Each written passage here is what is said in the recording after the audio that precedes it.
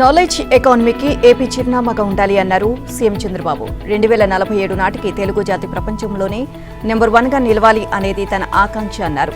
యువత కళని నిజం చేసే బాధ్యతను తాము తీసుకుంటాం. పెద్దలు, టీనేజర్లు, జెన్ ఆల్ఫా, జెన్ జీ ఇలా తరానికి ఆలోచనలు పూర్తిగా మారిపోతున్నాయి అని అన్నారు. తమ ప్రభుత్వం పూర్తిగా అండగా ఉంటుంది అని రాష్ట్రంలోని యువతకు ముఖ్యమంత్రి చంద్రబాబు భరోసా ఇచ్చారు. విజయవాడలో కొత్తగా నిర్మించిన డాక్టర్ బిఆర్ అంబేద్కర్ కళావేదికలో నిర్వహించిన ఎంఎస్ఎంఈ గ్రోత్ సమ్మిట్ 2026లో సీఎం ప్రసంగించారు. దేశ ఆర్థిక రంగానికి ఎంఎస్ఎంఈలే వెన్నెముక అని చెప్పారు. యువత కళల సాకారానికి ఎంఎస్ఎంఈ రంగమే సరైన వేదిక అని పేర్కొన్నారు. ప్రస్తుతం రాష్ట్రంలో 20.77 లక్షల ఎంఎస్ఎంఈలు ఉన్నాయని వెల్లడించారు. అయితే రాష్ట్రంలో 1.30 కోట్ల కుటుంబాలు ఉన్నాయని, కాబట్టి రాష్ట్రంలో 1 కోటి ఎంఎస్ఎంఈ యూనిట్లు ప్రారంభించాల్సిన అవసరం ఉందని పేర్కొన్నారు. పోర్టులు, ఎయిర్పోర్టులు, హైవేస్, రైల్వేస్ ద్వారా లాజిస్టిక్స్, అవసరమైన నీరు, కరెంట్ ఇలా అన్ని సౌకర్యాలను కల్పిస్తామని చెప్పారు. ఇక రాష్ట్రంలోని గ్రామీణ ప్రాంతాల ఎంఎస్ఎంఈల ద్వారా తయారైన ఉత్పత్తులు ప్రపంచ విపణికి చేర్చేందుకు ప్రయత్నిస్తున్నాం. రాష్ట్రంలో MSME entrepreneur development policy, private పారిశ్రామిక పార్కుల పాలసీలను తీసుకువచ్చి ఈ రంగాన్ని ప్రోత్సహిస్తున్నాం. కేవలం 23 నెలల్లో 23 లక్షల కోట్ల పెట్టుబడులు సాధించి 23 లక్షల ఉద్యోగాలు కల్పించిన ఘనత తమ ఎన్డీఏ ప్రభుత్వానికే దక్కుతుంది అన్నారు. ఈ స్ఫూర్తిని కొనసాగిస్తూ రాష్ట్రంలో కొత్త పరిశ్రమల ఏర్పాటుకు శ్రీకారం చుట్టాలి అన్నారు. మాజీ సీఎం వైసీపీ అధ్యక్షుడు జగన్ పై మంత్రి లోకేష్ తీవ్ర స్థాయిలో ధ్వజమెత్తారు.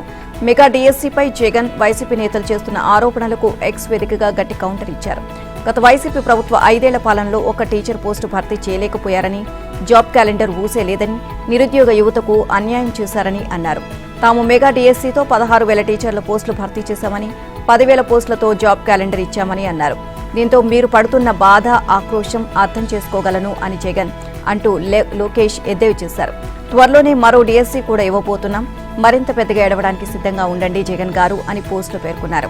ఇక మీరు 10th పేపర్లు ఎత్తుకువెళ్లిన దొంగ అని, మిగతా అందరూ కూడా అలాగే ఉంటారు అనుకోవడం చాలా పెద్ద నేరం. అత్యంత పారదర్శకంగా నిర్వహించిన మెగా డీఎస్సీలో నిద్రాహారాలు మాని చదివి ప్రతిభతో ఉద్యోగాలు సాధించిన 16,000 మందిని మీరు అనుమానిస్తున్నారు అని అన్నారు. మెగా డీఎస్సీలో ఎంపికైన టీచర్ల అందరికీ జగన్ లెంపలు వేసుకుని క్షమాపణలు చెప్పాలి అని లోకేష్ డిమాండ్ చేశారు. మెగా డీఎస్సీని ఆపాలని 200 కేసులు వేశారని, అదేవిధంగా రాష్ట్రానికి గూగుల్, టీసీఎస్ కంపెనీలు రాకుండా కూడా కేసులు వేయించారు అని అన్నారు. యువత భవిష్యత్తు నాశనం చేయాలని చూస్తున్నారని లోకేష్ అన్నారు. రోడ్డున పోయే ప్రతి ఒక్కడు అంటూ ఉంటే మేమెందుకు భరిస్తాం అన్నారు డిప్యూటీ సీఎం పవన్ కళ్యాణ్. భరించినంతకాలం భరించాం అన్నారు. చర్యకు ప్రతిచర్య ఉంటుంది. కర్మ ఎవరిని వదలదు. ఎవరు చేసిన పనులు వాళ్లకు తగలక తప్పదు. అది మంచైనా చెడైనా అని జనసేన పార్టీ అధినేత పవన్ కళ్యాణ్ అన్నారు. రాజమండ్రి పార్లమెంట్ నియోజకవర్గ పార్టీ సమావేశంలో ఆయన మాట్లాడారు. ఇటీవల కొద్ది కాలంగా తనపైన, జనసేన పైన జరుగుతున్న చర్చలకు ఆయన గట్టిగా సమాధానమిచ్చారు. ప్రధానంగా సామాజిక, రాజకీయ విశ్లేషకుడు నాగేశ్వర్ చేసిన వివాదాస్పద వ్యాఖ్యలను ఆయన ప్రస్తావించారు. సర్దార్ పటేల్ తర్వాత కేంద్ర మంత్రి అమిత్ షా చాలా శక్తివంతమైన వారు. ఆయన్ను దగ్గరగా చూశాను. ఆయనను నేనేదో చెప్పాను అంటూ, ఆయన నన్ను తిట్టారు అంటూ, వీళ్ళు అది విన్నారంట, నేను అమిత్ షా మాట్లాడుతున్నాము అని ఇటీవల ఒక విశ్లేషకుడు అన్నారు. ఆయన పక్కనే ఉండి విన్నట్లు మాట్లాడారు. ఆ విశ్లేషకుడు అంటే నాకు చాలా గౌరవం అన్నారు. వాళ్ళింట్లో పెళ్లికి కూడా వెళ్లాను. రోడ్డు మీద వెళ్లేవారు మాట్లాడితే వేరుగా ఉంటుంది, కానీ క్రెడిబిలిటీ ఉన్న విశ్లేషకుడు ఇలా మాట్లాడితే ఎలా అని ప్రశ్నించారు. ఎన్నిసార్లు తన వ్యక్తిత్వం హననం చేసినా పట్టించుకోనని, కానీ అమిత్ షా పేరు ప్రస్తావించడంతో ఖండించాలనిపించింది అని తెలిపారు. బీజేపీలో ఇంతమంది ఎంపీలు, ఎమ్మెల్యేలు ఉన్నారని వారు ఖండించకపోవడం నిజంగా బాధేసింది అన్నారు. వైసీపీ నాయకుడు జైలుకు వెళ్లిపోవాలి, అరెస్టు చేయాలని చెబితే అమిత్ షా నాకు క్లాస్ తీసుకున్నారంట. నిజంగా ఒక క్రైమ్ చేసినోడి గురించి నేను చెప్పాలా? ఒకరు జైలుకు వెళ్లిపోయి లేదా ఏదైనా అయిపోతే జనసేన ఎదుగుతుందా? మనకంత దిగజారుడు మైండ్ సెట్ ఉంటే పాలిటిక్స్కు వస్తామా? అసలు ఇలాంటి వాళ్ళందరూ లేనప్పుడు కదా మనం పాలిటిక్స్లోకి వచ్చింది అని అన్నారు. వైఎస్ రాజశేఖర రెడ్డి సమయంలోనే కదా తుపాకీ సరెండర్ చేసి పాలిటిక్స్లోకి వచ్చాను. ఎంత తెగింపు ఉంటే వస్తాం. అలాంటిది తనకు అమిత్ షా ఏదో చెప్పారని అంటున్నారని ఆవేదన వ్యక్తం చేశారు. ఎన్నో సమస్యలు ఉన్నాయి, కళ్లు కనిపించడం లేదా? ఎంతసేపు వైసీపీ నాయకుడు జైలు ఇవేనా? తాను వెళ్లి ప్రధానమంత్రితో, అమిత్ షాతో అదే మాట్లాడతానా? ఇంకా సమస్యలేమీ ఉండవా అని ప్రశ్నించారు. రాష్ట్రంలోని సముద్ర తీరం అభివృద్ధికి సమగ్ర విజన్ ప్లాన్ తయారు చేయాలని సీఎం చంద్రబాబు అధికారులను ఆదేశించారు. ఆర్థిక కార్యకలాపాలకు కేంద్రంగా కోస్తాంధ్ర తీరం మారేలా ఈ ప్రణాళిక ఉండాలి అన్నారు. సముద్ర తీరం అభివృద్ధికి సంబంధించి నిపుణులు, అధికారులతో తాడేపల్లి క్యాంప్ ఆఫీసులో సీఎం సమావేశమయ్యారు. రాష్ట్రంలో ఉన్న 1000 కిలోమీటర్ల సుదీర్ఘ తీర ప్రాంతంలో అభివృద్ధి ప్రాజెక్టులు, పెట్టుబడులు, ఉద్యోగ ఉపాధి అవకాశాలు, మత్స్యకారులకు కలిగే ప్రయోజనాలపై పూర్తి స్థాయిలో అధ్యయనం చేయాలి అన్నారు. ఆక్వాకల్చర్లో వాల్యూ అడిషన్ జరగాలి. మెరైన్ బయోడైవర్సిటీని కాపాడేలా చర్యలు చేపట్టాలి. సముద్ర తీర ప్రాంతాల్లో దొరికే రేర్ ఎర్త్ మినరల్స్ పై దృష్టి పెట్టి ఆ వనరుల్ని అందిపుచ్చుకోవాలి. తీర ప్రాంత రక్షణపైన దృష్టి పెట్టాలి. ప్రకృతి వైపరీత్యాలను తట్టుకునేలా తీరంలో మడ అడవులు, తాటి చెట్లు పెంచి 3 అంచెల రక్షణ కవచం ఏర్పాటు చేయాలి. పర్యాటకం, ఆర్థిక కార్యకలాపాలకు కేంద్రంగా సముద్ర తీరం తయారు కావాలి అని స్పష్టం చేశారు. బలపనూరు నుంచి ప్రస్థానం మొదలుపెట్టి వైఎస్ రాజశేఖర రెడ్డి, ఆయన కొడుకు జగన్ రాష్ట్రానికి సీఎంలుగా పనిచేశారు. బలపనూరులో ప్రయాణం ప్రారంభించే నాటికి వారి ఆర్థిక పరిస్థితి ఏమిటి అన్నారు మంత్రి రాంప్రసాద్ రెడ్డి. నాడు దోపిడీలతో మొదలుపెట్టిన వాళ్లు నేడు ప్రపంచంలో పెట్టుబడులు పెట్టని రంగం, వ్యాపారం చెయ్యని దేశం లేని స్థాయికి ఎలా చేరుకున్నారు అని నిలదీశారు. ఇక వైఎస్ రాజశేఖర రెడ్డి కుటుంబం రాయలసీమ సంపదను దోచేసిన దోపిడీగాళ్ల కుటుంబమని మంత్రి రాంప్రసాద్ రెడ్డి ధ్వజమెత్తారు. రాష్ట్రంలో హత్య రాజకీయాలను మొదలుపెట్టిందే ఆ కుటుంబమని అన్నారు. ఉమ్మడి కడప జిల్లా కోడూరు నియోజకవర్గం మంగంపేటలో లభించే విలువైన ఖనిజం వెరైటీస్ కోసం జగన్ తాత రాజారెడ్డి సొంత ఊరైన పులివెందులను వదిలి కోడూరు నియోజకవర్గానికి వలస వచ్చి అక్కడ మైన్స్ యజమాని వెంకట నరసయ్య వద్ద పనిలోకి చేరారు అని, చివరకు తిండి పెట్టిన యజమానినే చంపేసి ఆ మైన్స్ ను అక్రమంగా దక్కించుకున్నాడు అని తెలిపారు. ఆ హత్యతోనే వైఎస్ కుటుంబం రాజకీయంగా, ఆర్థికంగా ఎదగడం మొదలైంది అన్న విషయాన్ని జగన్ గుర్తుపెట్టుకోవాలి అన్నారు. రాయలసీమ సంపదను వైఎస్ కుటుంబం దోచేసింది అన్నారు. ఆ ప్రాంత ప్రజలను కడగండ్ల పాల్చేసిన రాక్షసులను విమర్శించారు. 1978లో 7.5 ఎకరాలను విజయలక్ష్మి మినరల్స్ ట్రేడింగ్ కంపెనీ పేరిట వైఎస్ కుటుంబం లీజుకు తీసుకుని చుట్టుపక్కల ఉన్న వందలాది ఎకరాల ప్రైవేటు భూముల్లోనూ అక్రమంగా మైనింగ్ చేసి కోట్లాది రూపాయలు సంపాదించుకోవడం మొదలుపెట్టింది అని వివరించారు. అడుగడుగున రక్త చరిత్రతో నిండిన తమ కుటుంబాన్ని స్వాతంత్ర్య సమరయోధుల కుటుంబంగా ఈ తరానికి జగన్ ఎక్కడ పరిచయం చేస్తారోనన్న భయంతో ఈ విషయాలను ప్రజల ముందు ఉంచాల్సి వస్తుంది అన్నారు. విజయవాడ ఎంపీ కేశినేని చిన్ని సతీమణి జానకి లక్ష్మికి ఎన్ఫోర్స్మెంట్ డైరెక్టరేట్ ఈడీ అధికారులు నోటీసులు ఇచ్చారు. ఈ నెల 27న విచారణకు హాజరు కావాలని ఆ నోటీసులో పేర్కొన్నారు. గతంలోని ఈడీ ఆమెకు నోటీసులు ఇవ్వగా మరోసారి నోటీసులు ఇవ్వడం చర్చానీయాంశమైంది. ఈ నోటీసులతో తన సతీమణికి సంబంధం లేదని, నాడు స్థాపించిన సంస్థలో జానకి లక్ష్మి ఒక డైరెక్టర్గా ఉన్నారని, ప్రస్తుత నోటీసులు సంస్థలకు ఇచ్చినవే గాని వ్యక్తిగతంగా ఆమెకు వచ్చినవి కాదు అని ఎంపీ చెప్పారు. ఇక మద్యం కుంభకోణంలో ప్రధాన నిందితుడు కసిరెడ్డి రాజశేఖర్ రెడ్డికి సంబంధించిన ప్రైడ్ ఇన్ఫ్రాకాన్ LLP సంస్థలో జానకి లక్ష్మి డైరెక్టర్గా ఉన్నారు. ఈ కంపెనీలో పెట్టిన పెట్టుబడులకు సంబంధించి ఈడీ ఆరా తీస్తుంది. దీనిపై చిన్ని మీడియాతో మాట్లాడారు. ఇక ప్రైడ్ ఇన్ఫ్రాకాన్ ద్వారా 35 లక్షల లావాదేవీలు జరిగాయని, రాజ్ కసిరెడ్డి సంగతి తెలిసాక 2022లో కంపెనీ నుంచి బయటకు వచ్చేశామని తెలిపారు. ఈ లావాదేవీకి సమాధానం కోరుతూ ఈడీ నోటీసు పంపింది అని, కంపెనీ వచ్చిన నోటీసుపై ఖచ్చితంగా వివరణ ఇస్తామని అన్నారు. రియల్ ఎస్టేట్ సంస్థకు ఈడీ నుంచి నోటీసు వస్తే లిక్కర్ స్కామ్తో ముడిపెట్టి వివాదం చేయడం సమంజసం కాదు అని చిన్ని అన్నారు. అసైన్డ్ ఇళ్ల స్థలాల రిజిస్ట్రేషన్ కలను సాకారం చేస్తూ రాష్ట్ర ప్రభుత్వం ఉత్తర్వులు జారీ చేసింది. ఇంటి స్థలాల రిజిస్ట్రేషన్ పై అధికారులకు స్పష్టమైన ఆదేశాలు ఇచ్చింది. ప్రభుత్వం పేర్కొన్న పత్రాలకు తప్ప మరే ధృవీకరణ పత్రాలను రిజిస్ట్రేషన్ అధికారులు అడగకూడదు అని పేర్కొంది. తమ ఇంటి స్థలం రిజిస్ట్రేషన్ కోసం లబ్ధిదారుడు రెవెన్యూ అధికారి జారీ చేసిన ఒరిజినల్ పట్టా లేదా సర్టిఫైడ్ కాపీని తప్పనిసరిగా సమర్పించాలని, ఆ భూమిని ఇంటి స్థలంగానే కేటాయించినట్లు నిరూపించాలి అని పేర్కొంది. ఒకవేళ లబ్ధిదారుడు నకిలీ పత్రాలు సమర్పిస్తే తక్షణమే ఆ రిజిస్ట్రేషన్ ప్రక్రియను నిలిపివేస్తామని తెలిపింది. రిజిస్ట్రేషన్ చట్టం ప్రకారం సివిల్, క్రిమినల్ చర్యలు ఉంటాయని తీసుకుంటారని హెచ్చరించింది. ఇక ఉత్తర్వుల్లో పేర్కొన్న నిబంధనల ప్రకారం దరఖాస్తుదారు తమ స్థలం ఒరిజినల్ పట్టాను దరఖాస్తుతో పాటు తప్పనిసరిగా సమర్పించాలి. ఆ ఒరిజినల్ పట్టా జారీ చేసిన తేదీ నుంచి కనీసం 10 సంవత్సరాలు గడిస్తేనే రిజిస్ట్రేషన్ చేస్తారు. లబ్ధిదారుడు గ్రామ పంచాయతీ, మున్సిపాలిటీ, మున్సిపల్ కార్పొరేషన్ జారీ చేసిన ఇంటి పన్ను రసీదు లేదా ఇతర రికార్డులు సమర్పించాలి. రిజిస్ట్రేషన్ ప్రక్రియ సంబంధిత సర్వే నెంబర్, బ్లాక్ నెంబర్తో పాటు నిర్దిష్ట ప్లాట్ నెంబర్ ఆధారంగా జరగాలి. ప్లాట్ నెంబర్ ప్రస్తావన లేకుండా కేవలం సర్వే, బ్లాక్ నెంబర్ ఆధారంగా రిజిస్ట్రేషన్ చేయకూడదు. రిజిస్ట్రేషన్ కు దరఖాస్తు చేసుకున్న వ్యక్తి అసలు కేటాయింపుదారులా లేక వారి చట్టపరమైన వారసులా అనేది నిర్ధారించుకోవాలి.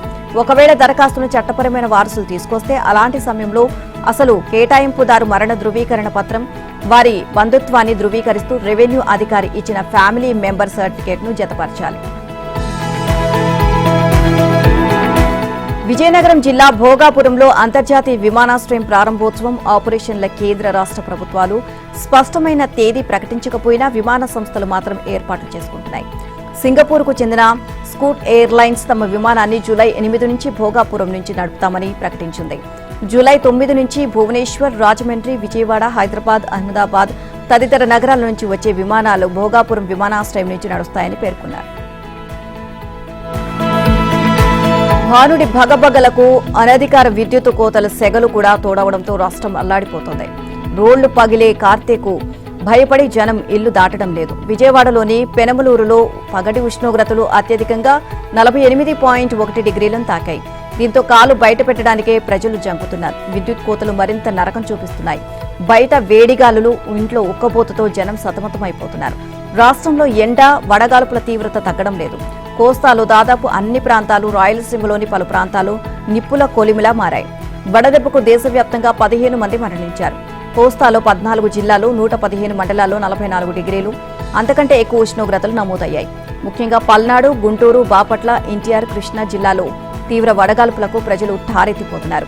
కృష్ణా జిల్లా కంకిపాడు, పెనమలూరుల్లో అత్యధికంగా 48.1 డిగ్రీలు, బాపట్ల జిల్లా కూచనపూడిలో 46.4, ఎన్టీఆర్ జిల్లా ఇబ్రహీంపట్నం డిగ్రీల గరిష్ట ఉష్ణోగ్రతలు నమోదయ్యాయి. ఇక వడదెబ్బకు ఎన్టీఆర్ జిల్లాలో 3, గుంటూరు, తిరుపతి, కాకినాడ, పశ్చిమ గోదావరి జిల్లాలో 2 చొప్పున, విజయనగరం, ప్రకాశం, మార్కాపురం, అనకాపల్లి జిల్లాలో ఒక్కొక్కరు మరణించారు. ఎండ తీవ్రతకు విజయనగరం జిల్లా వేపాడ మండలం నీలకంఠరాజపురం గ్రామంలోని ఓ కోళ్ల ఫారంలో 5,000 కోడి పిల్లలు చనిపోయాయి. కాగా అల్పపీడన ద్రోణుల ప్రభావంతో పలుచోట్ల ఎదురుగాలులతో వర్షాలు కురిశాయి. కాగా రాష్ట్రంలోకి రుతుపవనాల రాక ఆలస్యం అవకాశం ఉంది. వరి ధాన్యానికి మద్దతు ధర ప్రకటించిన కేంద్రం ఒక్క గింజను కొనడం లేదని సీఎం రేవంత్ రెడ్డి విమర్శించారు. పండిన పంటలు 30% సేకరించడం లేదని, పంట ఉత్పత్తుల కొనుగోలుపై కేంద్రాన్ని ప్రశ్నించాల్సిన అవసరం ఉంది అని అభిప్రాయపడ్డారు. సచివాలయంలో పలువురు వామపక్ష నేతలు సీఎంతో సమావేశమై ప్రజా సమస్యలపై చర్చించారు. రైతులు పండించిన ప్రతి గింజను రాష్ట్ర ప్రభుత్వం కొనుగోలు చేస్తుంది అని హామీ ఇచ్చారు. బెంగాల్ ఎన్నికల వల్ల హమాలీల కొరత ఏర్పడిందని తెలియజేశారు. ఇక ఎండల వల్ల మధ్యాహ్న సమయంలో పనులు జరగడం లేదు అన్నారు. ధాన్యం కొనుగోళ్లపై నిరంతరం సమీక్ష చేస్తున్నామని చెప్పారు. 500 బోనస్ ఇచ్చి సన్నవడ్లు కొనుగోలు చేస్తున్న ఏకైక రాష్ట్రం తెలంగాణ అని సీఎం గుర్తు చేశారు. కేంద్రం మొక్కజొన్న కొనుగోలు చేయడం లేదని, నష్టం వస్తుందని తెలిసినా తాము మొక్కజొన్న కొనుగోలు చేశామని తెలిపారు. కేంద్రం సహకరించకపోయినా ధాన్యం కొనుగోలు చేస్తున్నామని స్పష్టం చేశారు. కాగా మూసీ పునరుజ్జీవన ప్రాజెక్టులు బీఆర్ఎస్, బీజేపీ రాజకీయం చేస్తున్నాయని, మూసీ నిర్వాసితులకు స్థానికంగానే ఇళ్లు మంజూరు చేస్తామని సీఎం తెలిపారు.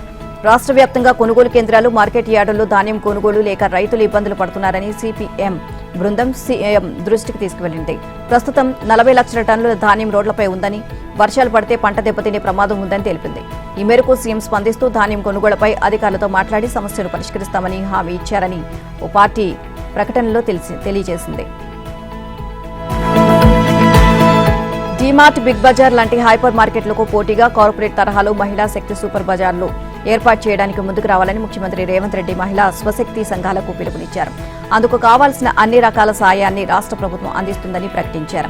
పట్టణాల్లో సూపర్ బజార్ల ఏర్పాటుకు తక్కువ ధరకు స్థలాలను లీజుకు ఇచ్చేందుకు ప్రభుత్వం సిద్ధంగా ఉంది అని చెప్పారు. నాణ్యమైన వస్తువులు ప్రజలకు అందాలి, రైతుల ఉత్పత్తులకు మార్కెట్ ధర దొరకాలి, మహిళా సంఘాలకు ఆదాయం రావాలి అనే లక్ష్యంతో సూపర్ బజార్లను ప్రోత్సహిస్తున్నట్లు తెలియజేశారు. మహిళా శక్తి సూపర్ బజార్లలో ప్రభుత్వం వాటాదారుగా ఉంటుందని, రైతుల పంటలు, ఆర్గానిక్ ఉత్పత్తులు, నిత్యావసర సరుకులు ఇందులో అమ్ముతారు అని తెలియజేశారు. సచివాలయం వేదికగా 8,000 ఇందిరాగాంధీ స్త్రీ శక్తి భవనాల నిర్మాణానికి ముఖ్యమంత్రి శంకుస్థాపన చేశారు. అదే వేదికపై చిలకపచ్చ రంగులో ఉన్న ఇందిరమ్మ చీరల 4 కొత్త డిజైన్లను ఆవిష్కరించారు. ఒకేసారి 8,000 భవనాలకు శంకుస్థాపన చేయడం దేశంలోనే సంచలన నిర్ణయమని చెప్పారు. మహిళా సంఘాలకు సొంత భవనాలు కల్పించడం ద్వారా వారి ఆర్థిక కార్యకలాపాలకు, శిక్షణకు, వ్యాపార ప్రణాళికలకు శాశ్వత వేదికను సిద్ధం చేస్తున్నామని అన్నారు. మహిళల ఆశీర్వాదంతోనే రాష్ట్రంలో కాంగ్రెస్ అధికారంలోకి వచ్చిందని, వారి రుణం తీర్చుకునే కార్యక్రమంలో భాగంగా 10 ఏళ్లలో 1 కోటి మంది మహిళలను కోటీశ్వరులను చేస్తామని ప్రకటించారు. సొంత చెల్లిని కూడా భారంగా భావించి ఆస్తిలో వాటా అడుగుతారు అనే భయంతో ఇంట్లో నుంచి వెళ్లగొడుతున్న అన్నల్ని, శాపనార్థాలు పెడుతున్న చెల్లెళ్లను చూస్తున్నామని కేటీఆర్ కవితలను ఉద్దేశించి ముఖ్యమంత్రి వ్యాఖ్యానించారు. ధాన్యం కొనుగోళ్లలో కాంగ్రెస్ ప్రభుత్వం విఫలమైందని బీజేపీ రాష్ట్ర అధ్యక్షుడు ఎన్ రామచంద్రరావు ఆరోపించారు. ధాన్యం మొత్తం కొనుగోలు చేసేశామని, కొంతే మిగిలి ఉందంటూ ఇప్పటికీ అబద్దాలు చెబుతోంది అని మండిపడ్డారు. తేమ ఉన్నా తడిసిన ధాన్యం చివరి గింజ వరకు కొనుగోలు చేయాల్సిందేనని, రైతులకు న్యాయం జరిగే వరకు బీజేపీ అన్నదాతలకు అండగా ఉంటుంది అని, ప్రభుత్వంపై పోరాటం చేస్తుందని స్పష్టం చేశారు. ఇక కొనుగోలు కేంద్రాల్లో రైతులు ఎదుర్కొంటున్న ఇబ్బందులను క్షేత్రస్థాయిలో పరిశీలించేందుకు బీజేపీ చేపట్టిన రైతు గోసా బీజేపీ భరోసా యాత్ర నిన్న ఉదయం బీజేపీ రాష్ట్ర కార్యాలయం నుంచి ప్రారంభమైంది. తొలి రోజు వికారాబాద్ జిల్లాలోని కులకచర్ల, సిద్దిపేట జిల్లాలోని గజ్వేల్లో కొనుగోలు కేంద్రాలను పరిశీలించారు బీజేపీ నేతలు. రైతులతోనూ మాట్లాడారు. రాష్ట్రంలో ఎక్కడెక్కడ రైతులు ఇబ్బందులు పడుతున్నారో గుర్తించి ప్రభుత్వంపై ఒత్తిడి తీసుకువచ్చేందుకు ఈ యాత్ర చేపట్టామని అన్నారు. వికారాబాద్ జిల్లాలో తాము పర్యటించనున్నాము అన్న సమాచారంతో రాత్రికి రాత్రి రైతుల ధాన్యాన్ని మిల్లులకు తరలించారు అని తెలిపారు. రాష్ట్రంలోని చాలా కొనుగోలు కేంద్రాల్లో హమాలీలు లేరని, లారీలు అందుబాటులో లేవు అన్నారు. 15 రోజులుగా రైతులు ధాన్యం కుప్పల వద్దే కాపలా కాస్తున్నా టార్పాలిన్లు, గోని సంచులు ఇవ్వకుండా ఇబ్బందులు పడుతున్నారు అని ఆరోపించారు. కేంద్రం ప్రకటించిన కనీస మద్దతు ధర కంటే తక్కువకే కొనుగోలు చేసే విధంగా రాష్ట్ర ప్రభుత్వం కుట్ర చేస్తుందని విమర్శించారు. అదే సమయంలో మిల్లర్లు, వ్యాపారులకు లాభం చేకూర్చేందుకు ప్రయత్నిస్తుంది అని ధ్వజమెత్తారు. చివరి గింజ వరకు కొనుగోలు చేస్తామని ప్రగల్భాలు పలికిన కాంగ్రెస్ ప్రభుత్వం ఇప్పటికైనా కళ్లు తెరిచి రైతులకు ఇబ్బందులకు గురి చేయకుండా ధాన్యం కొనుగోలు వేగవంతం చేయాలని సూచించారు. కొనుగోలు కేంద్రాల్లో మౌలిక సదుపాయాలు కల్పించాలి అని డిమాండ్ చేశారు. రాష్ట్రంలోని రైతులను కాంగ్రెస్ ప్రభుత్వం దగా చేసిందని విమర్శించారు. 90 లక్షల టన్నుల ధాన్యం కొనుగోలు చేయాలని రాష్ట్ర ప్రభుత్వం నిర్ణయించగా క్షేత్రస్థాయిలో 75% పైన ధాన్యం కళ్లాల్లోనే మంగిపోతుంది అని ఆందోళన వ్యక్తం చేశారు. వారం రోజుల్లో వర్షాలు కురిస్తే తడిసిన ధాన్యాన్ని కొనే నాథుడే ఉండడు అని, అన్నదాతలు దళారులను ఆశ్రయించి నష్టపోవాల్సిన పరిస్థితి ప్రభుత్వమే కల్పిస్తుంది అని ఆరోపించారు. హైదరాబాద్ మెట్రో రైల్ ప్రాజెక్టు 13,600 కోట్ల భారీ నిర్వహణ మూలధన మార్పిడి రుణాన్ని దక్కించుకుంది. Indian railway finance corporation limited ఈ రుణాన్ని మంజూరు చేయనుంది. ఢిల్లీలో నిన్న జరిగిన ఒక ఉన్నత స్థాయి కార్యక్రమంలో ఐఆర్ఎఫ్సి, ఎల్ఎన్టీ మెట్రో రైల్ మధ్య ఈ చారిత్రాత్మక రుణ ఒప్పంద పత్రాలపై సంతకాలు జరిగాయి. ప్రస్తుతం మెట్రో ప్రాజెక్టుపై ఉన్న నాన్ కన్వర్జిబుల్ డిబెంచర్లు, కమర్షియల్ పేపర్లు, వర్కింగ్ క్యాపిటల్ తదితర అధిక వడ్డీ రుణాలను తీర్చేందుకు ఈ నిధులను వినియోగిస్తారు. ఇక పాత రుణదాతలకు క్రమబద్ధమైన ఎగ్జిట్ కల్పిస్తూ తక్కువ వ్యయంతో కూడిన దీర్ఘకాలిక ఫైనాన్సింగ్తో దీనిని భర్తీ చేస్తారు. రుణాన్ని 20 సంవత్సరాల సుదీర్ఘ కాల పరిమితితో త్రైమాసిక చెల్లింపుల విధానంలో తిరిగి చెల్లించే విధంగా రూపొందించారు. తెలంగాణ ప్రభుత్వం నుంచి నిర్బంధ చెల్లింపు హామీ, రాష్ట్ర ప్రభుత్వ గ్యారంటీతో పాటు ఆర్బీఐ మద్దతుతో కూడిన డైరెక్ట్ డెబిట్ మాండేట్ వంటి బలమైన రక్షణ వ్యవస్థలు ఈ లావాదేవీకి అండగా నిలిచాయి. ముఖ్యమంత్రి రేవంత్ రెడ్డి ఢిల్లీ ట్రిప్పులు మానుకుని కల్లాల్లో రైతుల ధాన్యాలకు లారీ ట్రిప్పులు పంపించాలని సిద్దిపేట ఎమ్మెల్యే హరీష్ రావు డిమాండ్ చేశారు. రాజకీయ విమర్శలు కాదని రైతుల సమస్యలు పరిష్కరించాలని సూచించారు. ఆయన సిద్దిపేట అర్బన్ మండలం ఎన్సాన్పల్లిలో ధాన్యం కొనుగోలు కేంద్రాన్ని పరిశీలించారు. రైతులతో మాట్లాడి సమస్యలు తెలుసుకున్నారు. ఇక వడ్ల కొనుగోలులో వేగం పెంచాలి అన్నారు. తరుగు లేకుండా కొనాలని, లారీలు, గన్నీ బ్యాగులు పంపాలని డిమాండ్ చేశారు. అలా చేయకపోతే తానే స్వయంగా వేలాది మంది రైతులతో వెళ్లి సిద్దిపేట కలెక్టరేట్ ఎదుట ధర్నా చేస్తాను అని చెప్పారు. బీఆర్ఎస్ ఆధ్వర్యంలో రాష్ట్ర వ్యాప్తంగా కలెక్టరేట్లను నిర్బంధించేస్తాము అని హెచ్చరించారు. మరోవైపు పెట్రోల్ ధరల పెంపుపై సీఎంగా హరీష్ రావు బహిరంగ లేఖ రాశారు. ఓవైపు ఇంధన ధరలు పెంచి ప్రజలు, రైతుల నడ్డి విరుస్తున్న బీజేపీ మరోవైపున రైతు భరోసా పేరుతో మోసపూరిత యాత్రలు చేస్తుందని మంత్రి పొన్నం ప్రభాకర్ ధ్వజమెత్తారు. నిజంగా తెలంగాణ రైతాంగంపై బీజేపీ వాళ్లకు ప్రేమ ఉంటే ముందుగా పెట్రోల్, డీజిల్ ధరలను తగ్గించాలి అన్నారు. తెలంగాణ రైతులు పండించిన ధాన్యాన్ని పూర్తి స్థాయిలో కొనుగోలు చేసే విషయంలో కేంద్రం సహకరించడం లేదు అన్నారు. కేవలం 53.73 లక్షల టన్నుల ధాన్యం కొనుగోలుకు మాత్రమే అనుమతిచ్చింది అని మండిపడ్డారు. బీజేపీ నేతలు చేయాల్సింది బస్సు యాత్ర కాదని, ప్రతి గింజను కొనాలని కేంద్రాన్ని కోరుతూ ఢిల్లీ యాత్ర చేయాలని ప్రభుత్వ విప్ ఆది శ్రీనివాస్ హితవు పలికారు. ధాన్యం కళ్లాల దగ్గరికి వెళ్లి షో చేస్తున్న బీఆర్ఎస్ నేతలు కేంద్రంలోని బీజేపీని ఎందుకు ప్రశ్నించట్లేదు అని నిలదీశారు. రైతుల కోసం బీజేపీ ఏం చేసిందో చెప్పాలని విప్ విజయ రమణారావు ప్రశ్నించారు. ధాన్యం కొనుగోలు కేంద్రాల్లో తీవ్ర జాప్యాన్ని నిరసిస్తూ అన్నదాతలు ఆందోళనకు దిగారు. నిర్మల్, మంచిర్యాల, నల్లగొండ, సిద్దిపేట, మెదక్ జిల్లాలోని పలు మండలాల్లో రైతులు రోడ్డెక్కారు. రాస్తా రోకోలు, ధర్నాలతో జాతీయ రహదారులను దిగ్బంధించారు. నల్లగొండ జిల్లా గట్టంగూరు మండలం కలిమేరలో రోడ్డుపై ధాన్యాన్ని పోసి నిప్పండించి నిరసన వ్యక్తం చేశారు. ధాన్యాన్ని రోజుల తరబడి తూకం వేయడం లేదని, కొనుగోలు కేంద్రాలకు లారీలు రావడం లేదని, అధికారులు మిల్లర్లు కుమ్మక్కై తూకంలో కోత పెడుతున్నారని ఈ సందర్భంగా రైతులు ఆగ్రహాన్ని వ్యక్తం చేశారు. వెంటనే కొనుగోలు చేపట్టాలని, తూకం వేసిన ధాన్యాన్ని వెంటనే మిల్లులకు తరలించాలని డిమాండ్ చేశారు. నిర్మల్ జిల్లా కడెం మండలం నచ్చన్ ఎల్లాపూర్ చౌరస్తా వద్ద లింగాపూర్, సారంగాపూర్, మాసాయిపేట గ్రామాల రైతుల నిర్మల్ మంచిర్యాల ప్రధాన రహదారిపై బైఠాయించి ధర్నా చేపట్టారు. ఇక ఎండ వేడిమితో రైతులు నర్సయ్య స్పృహ కోల్పోగా రైతులు ఆయన్ను కడెం ఆసుపత్రికి తరలించారు. ఆర్ఐ శారద కాళ్ల మీద పడిన రైతులు ధాన్యం లారీలు పంపించాలని ప్రాధేయపడ్డారు. కొనుగోలు కేంద్రాల వద్దకు లారీలు రాకపోవడం, అధికారులు ధాన్యాన్ని తూకం వెయ్యకపోవడం, తూకం వేసిన ధాన్యాన్ని తరలించకపోవడంతో నెల రోజులుగా ధాన్యం కొనుగోలు కేంద్రాల వద్ద పడిగాపులు కాయాల్సిన దుస్థితి నెలకొంది అని రైతులు ఆవేదన వ్యక్తం చేశారు. తెలంగాణలో పలు చోట్ల నిన్న గాలివాన బీభత్సం సృష్టించింది. ఐకేపీ కొనుగోలు కేంద్రాల్లో ధాన్యం మక్కలు తడిసిపోయాయి. గాలి దుమారానికి తోట పంటలు, భారీ చెట్లు, విద్యుత్ స్తంభాలు, ట్రాన్స్ఫార్మర్లు నేలకొరిగాయి. ఇళ్ల పైకప్పులు ఎగిరిపోయాయి. సాయంత్రం కురిసిన భారీ వర్షానికి పెద్దపల్లి జిల్లా ధర్మారం మండలం పత్తిపాక కొనుగోలు కేంద్రంలో ధాన్యం తడిసిపోయింది. పత్తిపాక ఎక్స్ రోడ్ సమీపంలో చెట్లు, విద్యుత్ స్తంభాలు విగిరిపడ్డాయి. ఇక మామిడి తోటల్లో కాయలు నేలరాలాయి. ఎలిగేడు మండలం రాములపల్లి బైపాస్ రోడ్డు వద్ద విద్యుత్ ట్రాన్స్ఫార్మర్ కూలిపోయింది. కాల్వ శ్రీరాంపూర్ మండలంలో ఇళ్ల పైకప్పులు ఎగిరిపోయాయి. రాజన్న సిరిసిల్ల జిల్లాలో మధ్యాహ్నం గాలివాన బీభత్సం సృష్టించింది. ఎల్లారెడ్డిపేట మండలం ఆల్మాసాపూర్, రాజన్నపేట, గుంటపల్లి చెరువు, తండా గ్రామాల్లో చెట్లు విరిగిపడ్డాయి. ఇల్లంతకుంట మండలంలో కేసన్నపల్లె, పత్తికుంటపల్లె, గాలిపల్లె, జవారీపేట తదితర గ్రామాల్లో ఈదురుగాలితో వడగాళ్ల వాన కురిసింది. ఇక మండలంలో ఈదురుగాలులకు 30 విద్యుత్ స్తంభాలు, 5 ట్రాన్స్ఫార్మర్లు విరిగి కింద పడ్డాయని ఎన్పీడీసీఎల్ఏఈ నగేష్ తెలియజేశారు. ఉమ్మడి నల్లగొండ జిల్లాలోనూ గాలివాన విధ్వంసం సృష్టించింది. పలుచోట్ల వడగళ్ల వర్షం కురిసింది. సూర్యాపేట జిల్లా అడ్లూరు, శోభనాద్రిగూడెం, తమ్మారం, జాన్పహాడ్ తదితర ప్రాంతాల్లో గాలుల ధాటికి ఇళ్ల పైకప్పులు ఎగిరిపోయాయి. భారీ వృక్షాలు, విద్యుత్ స్తంభాలు కూలిపోయాయి. భువనగిరి జిల్లా వలిగొండ మండలం రెడ్లరేపాక, కంచనపల్లిలో వడగళ్ల వాన కురిసింది. పలుచోట్ల చెట్లు రోడ్లకు అడ్డంగా పడడంతో వాహనదారులు ఇబ్బందులు ఎదుర్కొన్నారు. కృష్ణా జలాల గరిష్ట వినియోగం కోసం కృష్ణా, భీమా నదులపై ఉమ్మడి బ్యారేజీలు నిర్మించే అంశంపై తెలంగాణ, కర్ణాటక మంత్రులు నిన్న చర్చలు జరిపారు. డాక్టర్ బిఆర్ అంబేద్కర్ సచివాలయంలో తెలంగాణ నీటిపారుదల శాఖ మంత్రి ఎన్ ఉత్తమ్ కుమార్ రెడ్డితో కర్ణాటక చిన్న నీటిపారుదల శాఖ మంత్రి బోసురాజు సమావేశమయ్యారు. 2 రాష్ట్రాల తాగు, సాగునీటి అవసరాల కోసం కృష్ణానదిపై కోల్పూరు వద్ద ఒక బ్యారేజీ కమ్ బ్రిడ్జి, భీమా నదిపై తంగిడి వద్ద మరో బ్యారేజీ నిర్మించే అంశంపై చర్చించారు. కోల్పూరు వద్ద బ్యారేజీ కమ్ బ్రిడ్జి నిర్మిస్తే ఎడమవైపు తెలంగాణ, కుడివైపు కర్ణాటక లాభపడతాయని కర్ణాటక మంత్రి ప్రతిపాదించారు. భీమాపై తంగిడి వద్ద 0.5 టీఎంసీల సామర్థ్యంతో బ్యారేజీ నిర్మిస్తే ఇరు రాష్ట్రాల తాగు, సాగునీటి అవసరాలు తీరుతాయని చెప్పారు.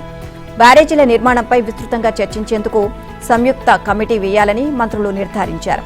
ఇక ఈ సందర్భంగా ఆర్డీఎస్ ఆధునీకరణ పనులు చేపట్టాలని ఆ ప్రాంత ఎమ్మెల్యేలు కోరగా తెలంగాణ ప్రభుత్వం నిధులిస్తే వెంటనే పనులు చేపట్టడానికి సిద్ధంగా ఉన్నామని కర్ణాటక మంత్రి తెలియజేశారు. పరస్పర అవగాహనతో కృష్ణా జలాలను గరిష్టంగా వినియోగించుకునే అంశంపై చర్చలు జరిపినట్లు ఉత్తమ్ చెప్పారు. న్యూఢిల్లీలోని రాష్ట్రపతి భవన్లో పద్మ అవార్డుల ప్రధానోత్సవం నిన్న ఘనంగా జరిగింది. వివిధ రంగాల్లో విశేష సేవలు అందించిన ప్రముఖులకు రాష్ట్రపతి ద్రౌపది ముర్ము ఈ పురస్కారాలను అందజేశారు. తొలి విడతలో భాగంగా 66 మందికి పద్మ అవార్డులను ప్రదానం చేశారు. వీటిలో 2 పద్మ విభూషణ్, 6 పద్మ భూషణ్, 58 పద్మశ్రీ పురస్కారాలు ఉన్నాయి. మిగతా వారికి రెండో విడతలో నిర్వహించే కార్యక్రమంలో అవార్డులను అందజేస్తారు. ఇక బాలీవుడ్ దివంగత నటుడు ధర్మేంద్రకు పద్మ విభూషణ్ రాగా ఆయన తరపున భార్య హేమమాలిని అవార్డును అందుకున్నారు. ప్రముఖ వయోలిన్ విద్వాంసురాలు ఎన్ రాజం పద్మ విభూషణ్ ను అందుకున్నారు. పద్మభూషణ్ అందుకున్న వారిలో డాక్టర్ గణేష్, ఉత్తరాఖండ్ మాజీ సీఎం భగత్ సింగ్ కోశ్యారీ, కోటక్ మహీంద్రా బ్యాంక్ వ్యవస్థాపకులు ఉదయ్ సురేష్ కుమార్ కోటాక్, ప్రొఫెసర్ విజయ్ కుమార్ మల్హోత్రా, గ్యాస్ట్రో ఆంట్రాలజిస్ట్ రామస్వామి పళనిస్వామి, పీయూష్ పాండే, మహిళా క్రికెటర్ హర్మన్ ప్రీత్ కౌర్ ఉన్నారు. తెలుగు రాష్ట్రాల నుంచి ఈ ప్రతిష్టాత్మక పురస్కారాలను అందుకున్న వారిలో తెలంగాణ నుంచి డాక్టర్ గూడూరు వెంకట్రావు, దీపికారెడ్డి, పాలకొండ విజయ్ ఆనంద్ రెడ్డి, ఢిల్లీ నుంచి ఎంపికైన యూజీసీ మాజీ చైర్మన్ మామిడాల జగదీష్ కుమార్ ఉన్నారు. ఆంధ్రప్రదేశ్ నుంచి గరిమెళ్ల బాలకృష్ణ ప్రసాద్, వెంపటి కుటుంబ శాస్త్రి ఉన్నారు. కాగా 2026 సంవత్సరానికి గాను 5 పద్మవిభూషణ్, 13 పద్మభూషణ్, 113 పద్మశ్రీ పురస్కారాలను కేంద్రం ప్రకటించింది.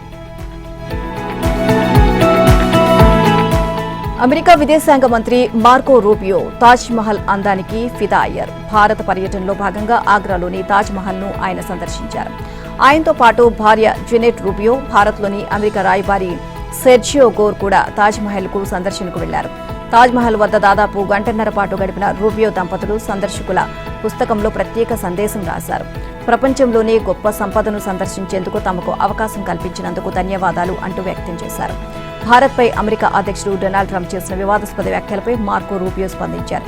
ప్రతి దేశంలోనూ మూర్ఖులు ఉంటారని, వారి వ్యాఖ్యలను పెద్దగా పట్టించుకోవాల్సిన అవసరం లేదు అన్నారు. ట్రంప్, మోదీ మధ్య మంచి స్నేహ సంబంధాలు ఉన్నాయని, ఆయన భారత్కు పెద్ద అభిమాని అని చెప్పుకొచ్చారు. కర్ణాటక సీఎం సిద్దరామయ్య, ఉప ముఖ్యమంత్రి డీకే శివకుమార్కు ఢిల్లీ నుంచి పిలుపొచ్చింది. కాంగ్రెస్ అధిష్టానం ప్రతినిధి కేసీ వేణుగోపాల్ వారిద్దరిని ఢిల్లీకి రావాలని సూచించారు. సిద్దరామయ్యకు మొన్న సాయంత్రం కేసీ వేణుగోపాల్ ఫోన్ చేసి ఢిల్లీకి రావాలని సూచించారు. డీకే శివకుమార్కు నిన్న మధ్యాహ్నం ఆయన నుంచి పిలుపు వచ్చింది. కాగా ఏఐసీసీ అధ్యక్షుడు ఖర్గే కుమారుడు మంత్రి ప్రియాంక్ ఖర్గేను కూడా ఆహ్వానించారని సమాచారం. ముఖ్యమంత్రి, ఉప ముఖ్యమంత్రికి ఢిల్లీ నుంచి పిలుపు ఎందుకు వచ్చిందో అనే ఉత్కంఠ సర్వత్రా నెలకొంది. కర్ణాటకలో నాయకత్వ మార్పు అంశంపై 6 నెలలుగా చర్చ సాగుతున్న సంగతి తెలిసిందే. అధిష్టానం కొనసాగమంటే మరో 2 ఏళ్లు పదవిలో ఉంటాను అని సీఎం సిద్దరామయ్య పలుమార్లు స్పష్టం చేశారు. ఈ నేపథ్యంలో నాయకత్వ మార్పు అంశంపై ఏదో ఒక నిర్ణయం తీసుకుంటారు అన్న ఊహాగానాలు వెలువడుతున్నాయి.